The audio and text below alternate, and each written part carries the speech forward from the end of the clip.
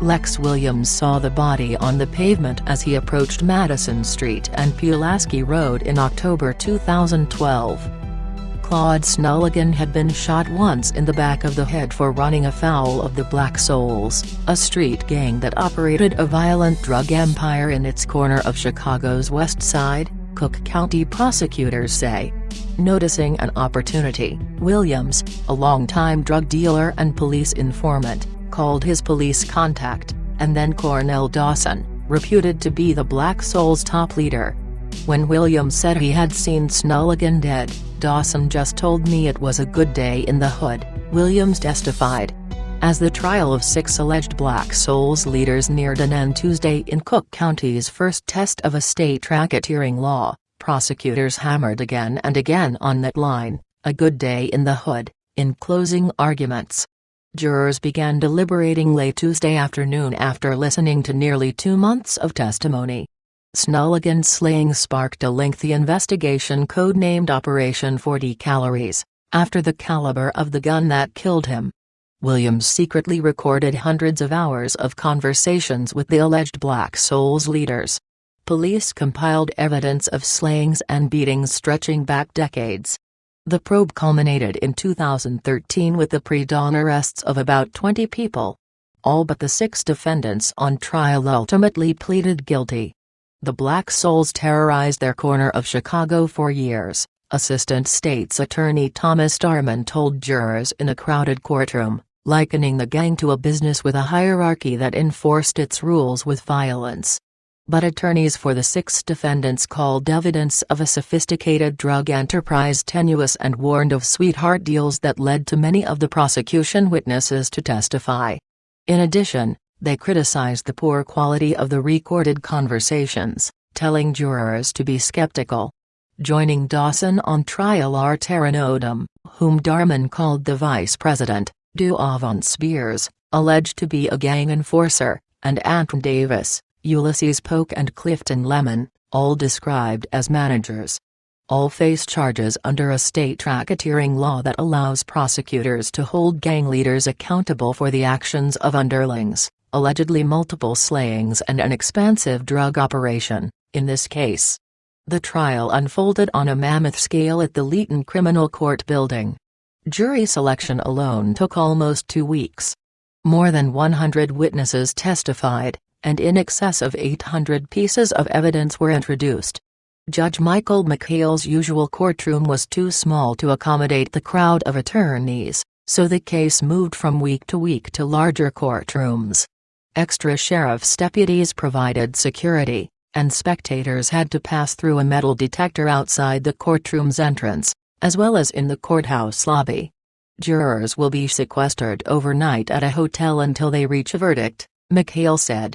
Prosecutors alleged that Snulligan's hit was emblematic of the Black Souls' violent business model, an execution in retaliation for telling police months before his death that Odom beat and robbed him. After Odom was arrested and jailed, Dawson reached out to Snulligan, offering him $3,000 to drop the allegations, prosecution witnesses testified. Instead, Snulligan agreed to work with police, keeping clear of the neighborhood, according to testimony. But he returned in October 2012 to Black Souls territory, where Spears shot him in broad daylight, prosecutors alleged.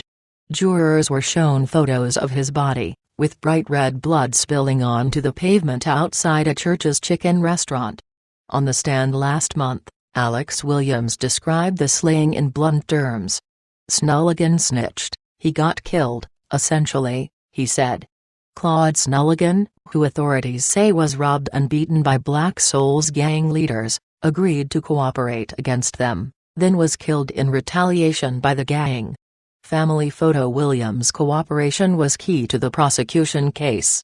The self-admitted drug dealer signed up as an informant with the police and FBI to make money, Darman admitted to jurors during closing arguments.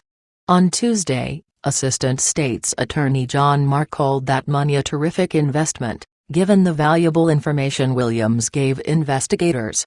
Defense attorneys in turn attacked the credibility of Williams and other witnesses, noting that many were paid or given leniency for cooperating and that some had contradicted each other on the stand.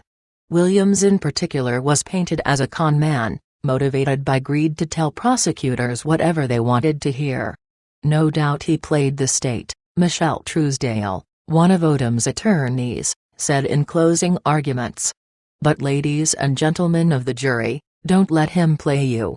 Not long after Snelligan's slaying, Williams agreed to wear a hidden device to record conversations with Dawson and others, testified Chicago Police Detective Michael Lipsey, a lead investigator in the Black Souls case.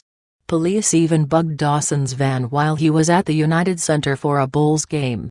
Prosecutors emphasized that testimony by Williams, despite his checkered past, was bolstered by the recordings, which includes discussions by the alleged gang leaders about scheduling and the logistics of their drug business.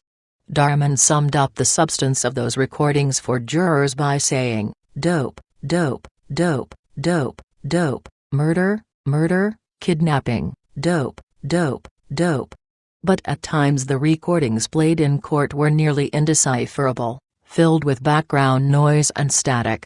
Jurors were given transcripts to follow, and Williams and Lipsey spent significant time on the witness stand interpreting and clarifying the conversations.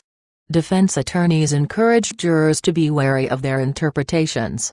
Williams told you, "Some of those transcripts, we changed them 3, 4, 7 times," attorney George Becker, who represents Dawson and Polk, told jurors. That call says whatever Williams wants it to say. In addition, defense attorneys noted that none of the defendants lived lavish lifestyles that might have been expected of big-time drug dealers. Richard Dvorak, who represents Davis, scoffed at prosecutors' comparison of the Black Souls to a wealthy corporation such as Apple. "They want to say this is like Apple? This pathetic hodgepodge of random drug selling?" he told jurors. "Give me a break." The case was also a family affair, prosecutors said, noting that all the defendants but Spears were related. "They try to make the family like it's a mob thing," Patricia Lemon, 53, said as she smoked a cigarette outside the courthouse Tuesday during a break in the trial. Lemon, who has attended nearly every court hearing since the trial began in early October, said Lemon is her brother, Davis her son, and Polk, Odom and Dawson her nephews. She called the defendants heartwarming guys and denied that any of them were involved in violence or drugs or had the kind of money that would come with a criminal empire. "Didn't have no lavish shoes, cars, none of them," she said. "It's sad to lose our whole family like that."